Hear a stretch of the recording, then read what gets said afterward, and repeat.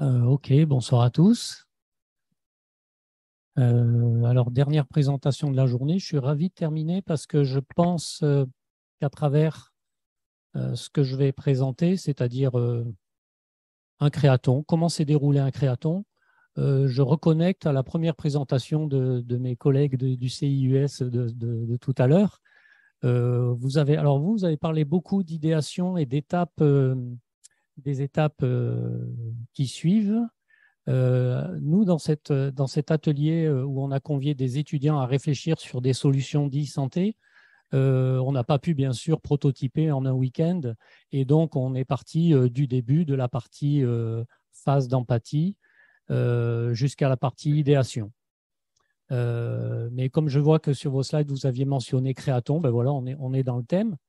Je relis ça aussi à la présentation de Damien parce que Damien avec l'IRM, ça me plaît bien ça. Pour ceux qui, est-ce que vous connaissez le design thinking? Qui connaît le design thinking, la méthode, tout le monde, d'accord, quasiment. Bon, et donc vous avez certainement entendu parler de l'emblématique IRM qui a été décorée pour accueillir des enfants et rassurer les enfants. C'est l'image numéro un que l'on montre quand on veut expliquer le design thinking. Pour ceux qui sont connectés, il suffit de taper sur Google Design Thinking IRM, vous allez dans Images et vous allez trouver ces magnifiques IRM décorés qui rassurent les enfants et qui est déjà un premier geste d'être centré sur l'utilisateur. Et dans ce cas-là, c'est un enfant.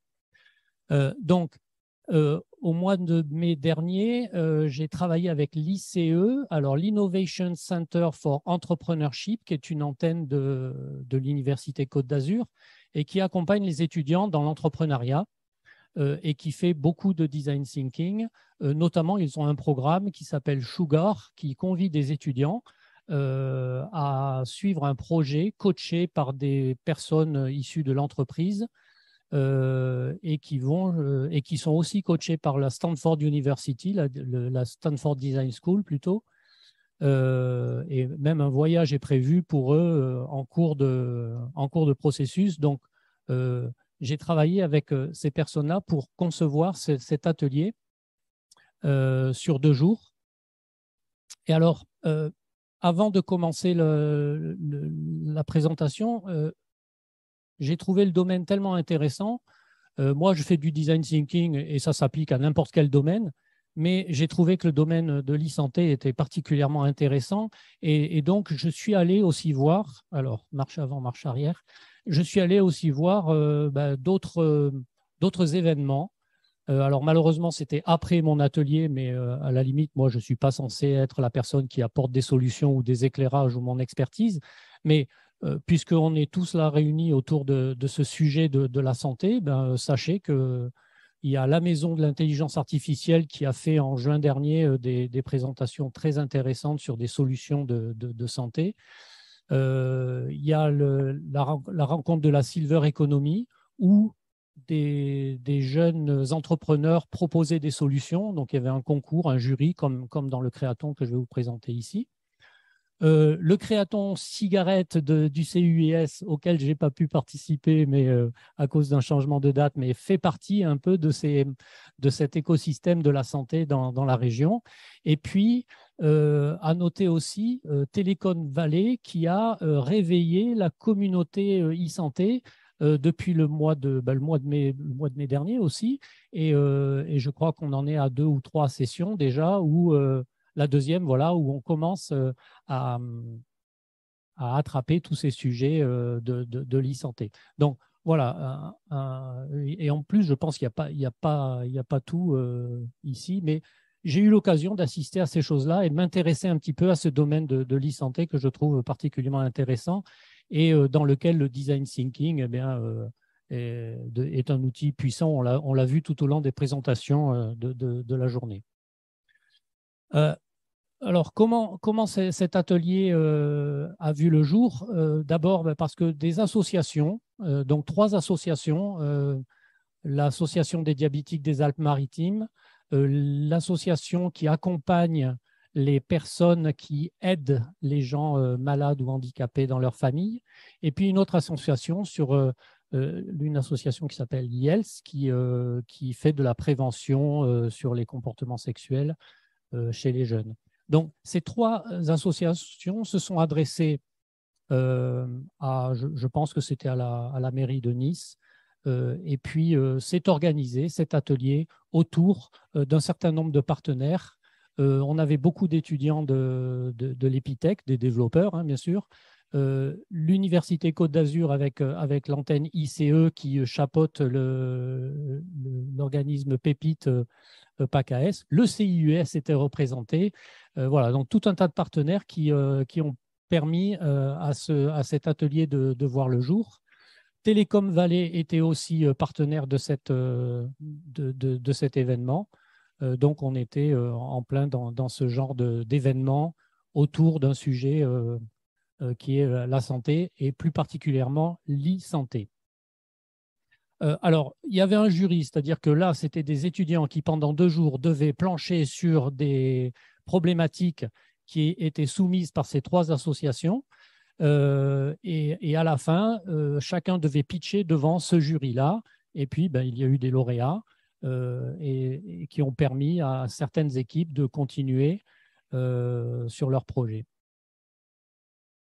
Tamara faisait partie du jury, qui est de l'équipe CIUS, et puis l'équipe ICE avec Olga Pabion notamment, le directeur de l'Epitech, Jean-Marc Lescano qui s'occupe d'une couveuse. Donc voilà, un milieu assez centré sur l'innovation et l'entrepreneuriat. Avec une équipe pédagogique, donc ça c'est toute l'équipe dont je faisais partie, qui a mis au point cet atelier et qui l'a animé. Avec une petite remarque quand même, c'est que vous voyez que bon, il y a des gens qui font du design thinking, mais il y a aussi des gens qui sont experts en pitch, et ça c'était une grosse partie de l'atelier, c'est aussi de permettre à ces étudiants d'affiner un petit peu leur pitch devant le jury. C'est-à-dire qu'une fois qu'on a trouvé la solution, bon, c'est bien, on l'a bien articulé, mais il fallait aussi la présenter d'une bonne manière. Et c'est vrai que la qualité des présentations était assez bluffante. Et donc, merci à ces experts en pitch pour mettre en forme ça et le rendre attractif et plus vivant. Alors voilà, les 3 associations sont arrivées chacune avec un thème, donc 3 thèmes qui ont été abordés et qu'on a répartis sur les différentes équipes. Donc je vous les lis ici. L'épanouissement des jeunes aidants souffre beaucoup du rôle qu'ils jouent auprès d'un proche confronté à une maladie ou un handicap. Vous allez voir le cas d'une personne qui a son petit frère en situation de handicap et dont elle doit s'occuper et qui a un impact, bien sûr, sur sa vie, sur son épanouissement personnel, sur ses études. Deuxième thème, les patients diabétiques. Alors là, bon, on connaît bien sûr aujourd'hui, on a beaucoup d'outils, beaucoup d'applications qui permettent aux gens diabétiques de vivre plus facilement. Mais là, on est en plus dans un cas particulier qui est des gens qui se découvrent diabétiques dans des zones où le réseau ne passe pas, tout simplement. On appelle ça des zones blanches. Qu'est-ce qu'on fait? Comment on fait? Est-ce qu'il faut qu'ils fassent chaque fois 200 km pour descendre à Nice pour avoir un rendez-vous avec le médecin? Voilà. Et puis, le troisième thème, qui était un thème porté par cette dernière association, qui statue tout simplement que les jeunes, aujourd'hui, se soucient assez peu de la prévention sexuelle dans un contexte où la sexualité se libère de plus en plus et où il faudrait peut-être au contraire faire de plus en plus attention. Donc voilà les thèmes qui ont été proposés à ces étudiants. Donc 3 thèmes, 9 équipes de 4 ou 5 étudiants, donc ça, je crois qu'on était à peu près 45 étudiants, certaines équipes en langue anglaise. Donc sur les 3 thèmes, il y en a un seul qu'on a traité, qu'on a réparti auprès des étudiants étrangers. Et donc, ces 9 équipes se sont réparties sur un atelier qu'on a articulé sur 2 journées. Donc, là, c'est un parcours assez classique de design thinking, hein, c'est-à-dire qu'on va commencer par la phase d'empathie avec la définition d'un persona, une carte d'empathie, je vais en parler un peu brièvement, et la phase de définition sur laquelle je vais un peu insister, c'est-à-dire que autant je pense que avec vous tout à l'heure, on a beaucoup insisté sur la suite de la phase d'idéation avec l'acceptabilité, ou je ne sais plus quel était le terme, et puis avec Damien, le fait qu'il fallait itérer, etc. Moi, il y a une chose à laquelle je tiens particulièrement dans les ateliers de design thinking, c'est de reformuler la question. Et en fait, l'atelier ici qui se déroule sur 2 jours, donc d'abord comprendre l'utilisateur. Deuxièmement, alors c'était un petit peu l'entorse à ce processus de design thinking, c'est-à-dire, bon, OK, on va bien essayer d'interroger, de comprendre la problématique des utilisateurs, mais on sait déjà que la solution sera une solution technologique. Donc, on a une contrainte dans cet atelier, c'est de dire, bon, ben, on est dans la e-santé, trouvez-moi une solution technologique. Ben, pourquoi? Pas forcément. Est-ce que c'est ça le besoin? Bon. Donc, à un moment, on fait une petite entorse au processus d'idéation en venant apporter cette contrainte de dire la solution doit être une solution technologique. On va le voir un petit peu plus loin. Et puis, le deuxième jour consacré évidemment à la phase d'idéation et à la proposition de solution. Et alors, pourquoi ces 2 jours? Parce que ce qui était vraiment important, et c'était le message que je passais aux étudiants pendant cet atelier, pendant le premier jour, je ne veux pas vous entendre parler d'une solution. Ça, c'est une des choses sur laquelle on insiste beaucoup quand on fait du design thinking. Vous avez une idée? Écrivez-la sur un bout de papier, sortez-la de votre mémoire à court terme, votre mémoire de travail, vous mettez ça dans la poche et on en reparlera demain.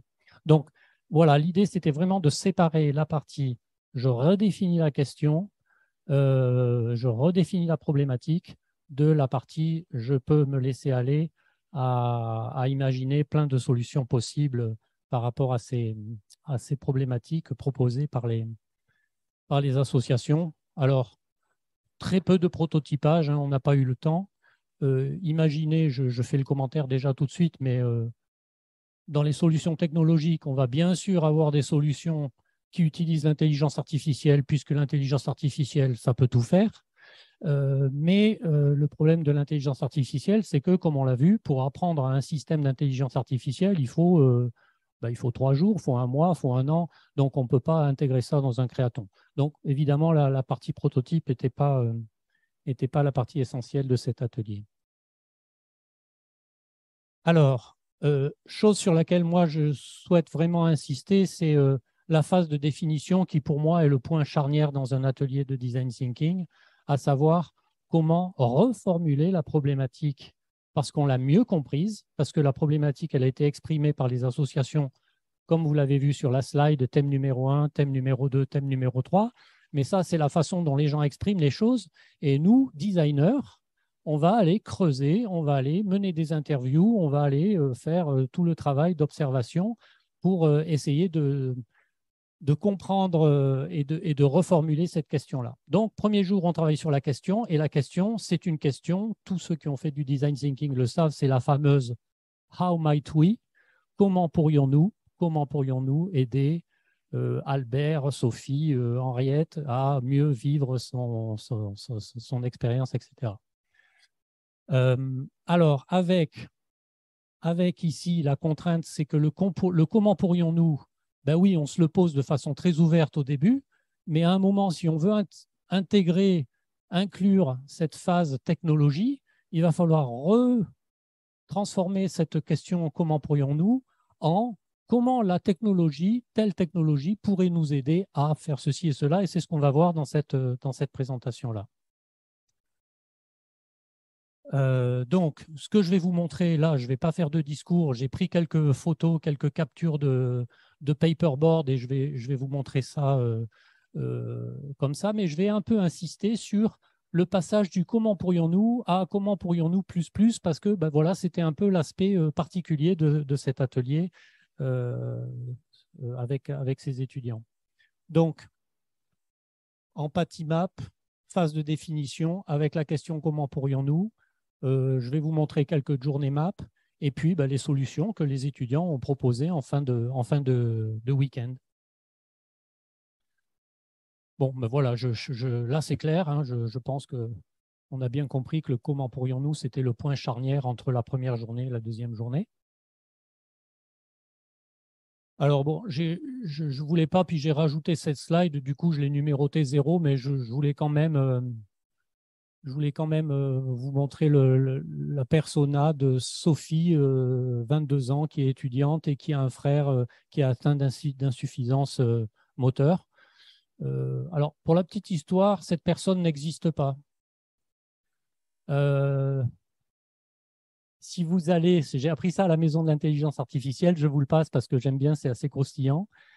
Si vous allez sur thispersondoesnotexist.com et que vous cliquez, ah, je vois qu'il y en a qui connaissent. Bon, moi aussi, de temps en temps, je vais vérifier s'il y a des gens que je connais ou pas, mais bon, ça arrive jamais. Mais bon, voilà, ça permet de faire d'anonymiser des présentations. Bon, ben voilà, donc un exemple de persona sur lequel je vais pas m'attarder. Mais voilà, on avait commencé par ça. Chaque groupe avait fait son persona. L'empathie map, tout le monde connaît. Bon, alors l'empathie map, je ne sais pas vous, mais moi, j'ai toujours la question. Mais il faut dire ce qu'il entend aussi. Il faut exprimer ce qu'il entend. Ça c'est le truc qui ne passe pas très bien. On arrive à dire ce que pense une personne, ce qu'elle exprime, ce qu'elle dit, ce qu'elle fait. Et pourquoi ce qu'elle entend alors?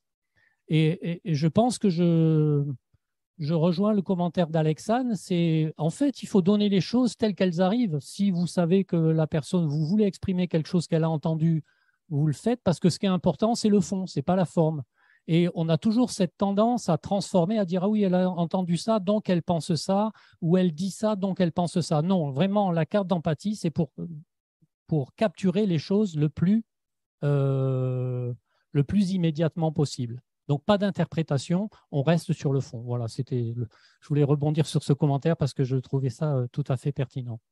Bon, ben voilà, donc on est parti sur l'empathie map. Alors, en voici une. Ça, c'est un des groupes qui travaillait sur les problématiques des diabétiques. Vous voyez, il n'y a pas 200 post-it. Hein. Bon, après, on était sur un timing serré, comme toujours dans les ateliers. Mais voilà, par exemple, des cas qui ont été produits par alors Sophie, un peu plus riche cette fois en post-it. Bon, je ne vais pas vous lire les post-it, bien sûr. Mais voilà, on est passé par la phase d'empathie pour enchaîner sur la journée map. Là aussi, vous connaissez. L'intéressant dans la journée map par rapport à la phase d'empathie, ben, c'est que quelque part, la phase d'empathie, c'est une photo, la carte d'empathie, pardon, c'est une photo à un instant donné. Ben, c'est comme une photo par rapport à un film. On n'a pas le temps et là, on va permettre au designer de capturer la réaction de cette persona au cours du processus dans lequel elle est impliquée.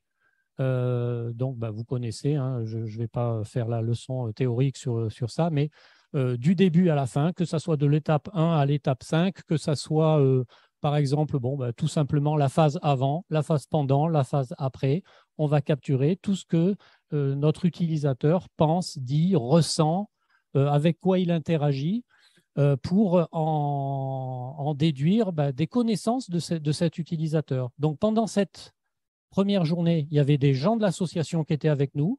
Les étudiants pouvaient passer du temps avec eux, les interroger, partager avec eux leur production de cartes d'empathie, etc., recueillir des commentaires. Donc, c'est la façon dont on a fait la phase d'empathie avec ce raccourci-là, des personnes des associations qui étaient bien placées pour représenter les personnes pour lesquelles ils travaillent. Alors, bon, ben voilà, hein, c'est pas bien compliqué. Des journées map, on en a une comme ça, une avec step 1 jusqu'à step 5, pour nous amener, donc, à la fin, après cette phase de carte d'empathie et de journée map, à retravailler cette fameuse question « Comment pourrions-nous ?» qui est vraiment, pour moi, le point le plus important, en ce sens où si elle est bien tournée, elle va déclencher un processus d'idéation puissant. On n'a pas souvent le temps de la retravailler, cette phrase-là, mais si dans un atelier de design thinking, on devait allouer du temps à quelque chose, je pense que c'est à cette question-là. Si elle est trop large, bah, on tombe dans des généralités et on ne va pas être stimulé par cette question-là. Si on est trop spécifique, ben, on ne va rien inventer non plus. Donc, voilà, pour moi, c'est vraiment le point charnière d'un atelier. Alors, ben, comment s'articule une question, comment pourrions-nous? Ben, comment pourrions-nous aider quelqu'un qui a besoin de quoi pour pouvoir ben, répondre à ces problèmes? Donc, voilà des exemples de how might we ou de comment pourrions-nous.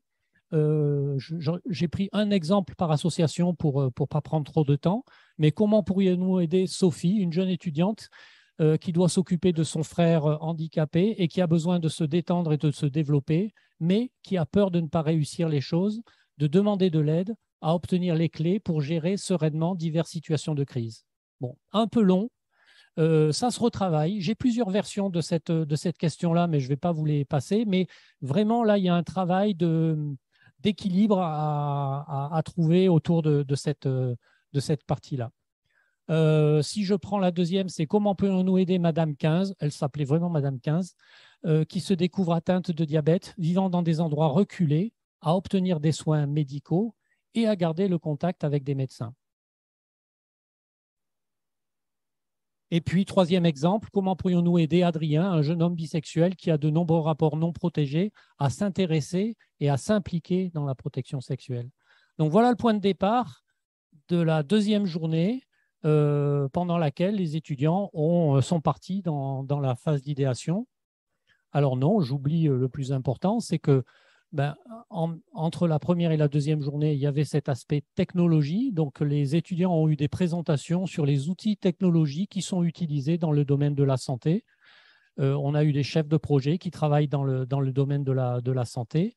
Et donc, on a transformé cette question « Comment pourrions-nous » en « Comment pourrions-nous utiliser les technologies pour ?»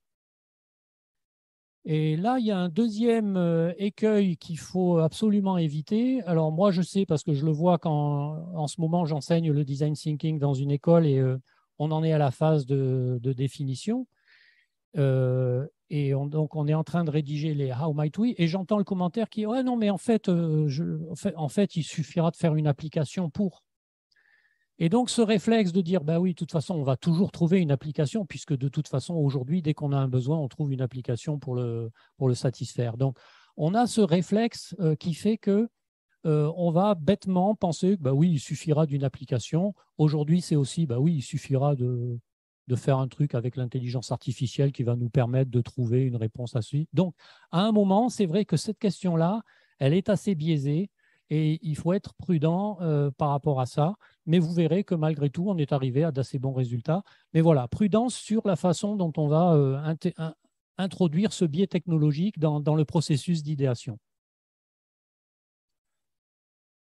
D'ailleurs, je suis tombé sur ce truc-là que j'ai trouvé très intéressant, c'est comment faire du design thinking avec l'intelligence artificielle. Cette capture d'écran, c'est une vidéo de Google, de l'équipe Google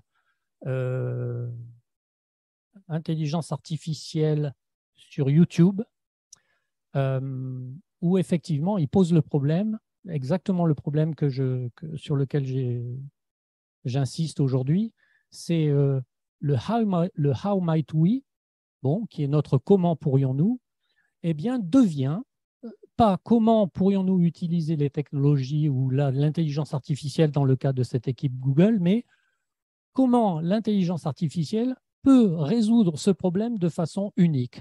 Donc, on est vraiment dans un processus où on fait attention à ce qu'on ne tombe pas dans la facilité, je dis le biais, mais je pourrais dire la facilité, que la technologie va répondre facilement à toutes ces problématiques. Et on l'a vu à travers les présentations aujourd'hui, il y a beaucoup de travail derrière pour rendre ces solutions et beaucoup d'observations et beaucoup d'immersion avant de transcrire ces solutions en solutions technologiques. Alors, le comment pourrions-nous s'est transformé en comment pourrions-nous, grâce à une plateforme numérique intelligente, aider Sophie, une jeune étudiante qui doit s'occuper de son frère, à développer des liens sociaux, réduire sa charge physique et psychologique. Donc là, la partie en vert, c'est l'introduction de la partie technologique dans la question comment pourrions-nous. comment l'IA peut-elle aider des patients comme Madame 15 qui habitent dans une zone blanche en fonction de leur histoire et de leur traitement personnalisé à déterminer les heures de contrôle et à mieux organiser ces visites non urgentes. Troisième cas, comment pourrions-nous utiliser des serious games pour aider Adrien à prendre conscience qu'il faut se protéger dans chaque rapport? Bon, voilà, ça c'était vraiment le point de départ qui inclut l'aspect technologique comme point de départ au processus d'idéation. Processus d'idéation, bon, ben, vous connaissez, je ne vais peut-être pas, mais voilà, c'était pour dire que nous aussi, on sait faire des post-it avec des patates et puis des gommettes. Donc, on en a des roses, des jaunes, voilà, ça, on sait faire. Et puis, à la fin, eh bien, on arrive à la solution. Donc, je termine avec ça. Solution, donc j'ai pris encore une fois une solution par association, mais là, on est sur une équipe que vous voyez en photo en dessous, qui a défini une plateforme numérique intelligente qui permet aux jeunes aidants de trouver un équilibre entre leurs devoirs familiaux et leur vie sociale. Alors, ça reste une annonce assez vague, bien sûr, mais si on regarde un petit peu le détail, on voit, alors c'est écrit petit, mais je vais peut-être le faire pour vous, mais voilà, qu'est-ce qu'on a dans cette plateforme numérique? On a un agenda partagé, un historique des actions, une alerte en cas de modification. En gros, l'idée, c'était de dire, moi, mon petit frère, ben, il a besoin de moi, mais là, je suis en train de passer un partiel, donc qu'est-ce que je fais? Ben, je peux déclencher quelque part, grâce à un réseau de jeunes aidants comme moi, que quelqu'un va prendre la relève et puis va m'aider et puis va faire que ben, je ne vais pas toujours être interrompu dans ma vie. Donc ici, on était déjà rentré dans un peu plus spécifique que juste, évidemment, ce que peut annoncer cette solution ici en une phrase toute simple. Une application d'intelligence artificielle permet aux personnes diabétiques vivant dans les zones isolées d'avoir un diagnostic rapide avant de décider de consulter. Donc j'ai l'impression qu'ils ont été bien notés, si on envoie les diplômes. Voilà, donc l'idée c'était d'avoir une application comme ça. On en connaît des applications qui aident les diabétiques à détecter leur état. On en voit même des publicités à la télévision, mais là, on est rentré dans quelque chose qui va un petit peu plus loin et qui va permettre aussi de prendre la décision de savoir si je dois descendre en ville pour consulter ou si, à partir de mon historique et des captures que j'ai pu faire avec ce système-là, ben, rester attendre avant de consulter. Alors, j'ai mis celui-là parce que je le trouvais aussi intéressant.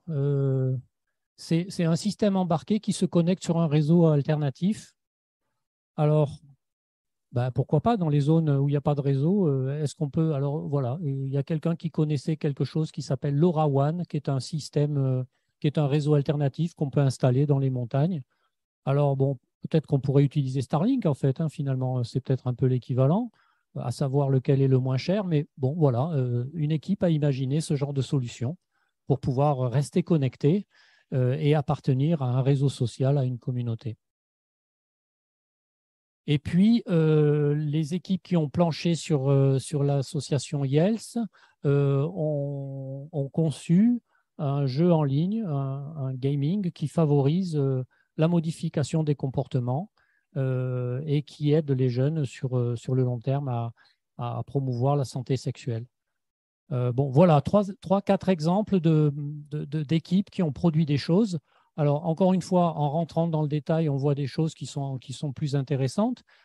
Finalement, on retrouve des choses que j'ai vues dans la journée, hein, des thèmes qui ont été abordés, comme le diabète, comme le gaming, les serious games.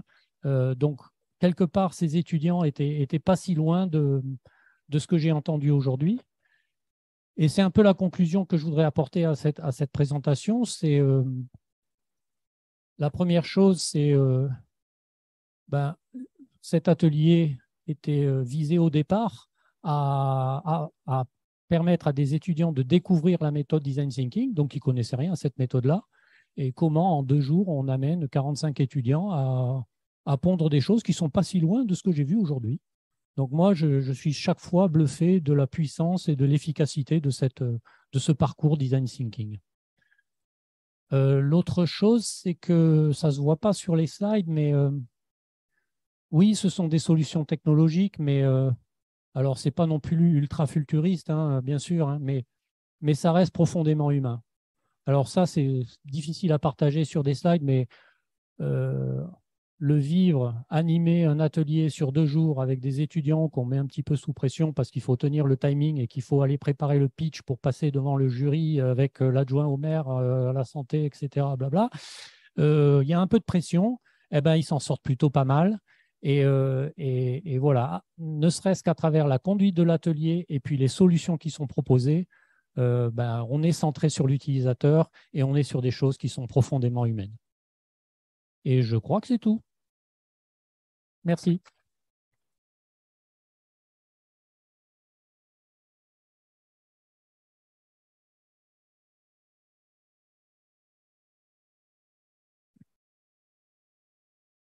Alors, c'est question ou cocktail, hein. Alors, il y en a une. Voilà. On a un peu de temps. Bon. Euh, oui, j'avais une petite question. Je voulais savoir après, du coup, est-ce qu'il y a une suite à ces projets? Parce que pour avoir participé à un Acton Campus, il y a une petite frustration pour les animateurs derrière de se dire, bah, il y a certains projets, on aimerait aller plus loin et comment on va plus loin?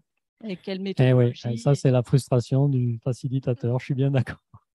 Parce qu'en fait, l'objectif numéro 1 est un objectif pédagogique. Donc, c'est vrai que les associations qui faisaient partie du jury se sont montrées très intéressées par ces choses-là.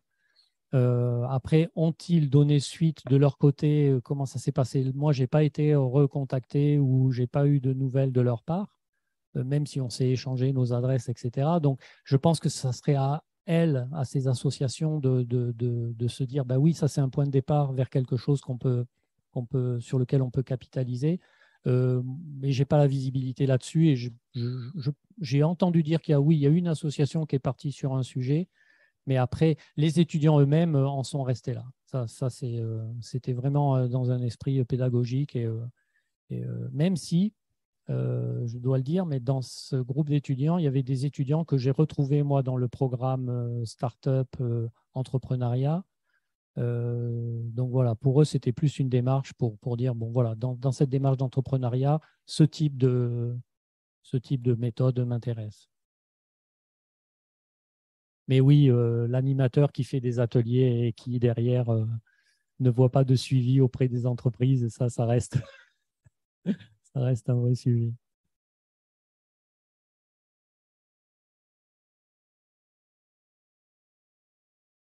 Bon, vous êtes tous au taquet en design thinking, en fait, hein. C'est ça, voilà, bon, ok, bon, ben, très bien. Bon, ben voilà, c'était un retour d'expérience. Merci.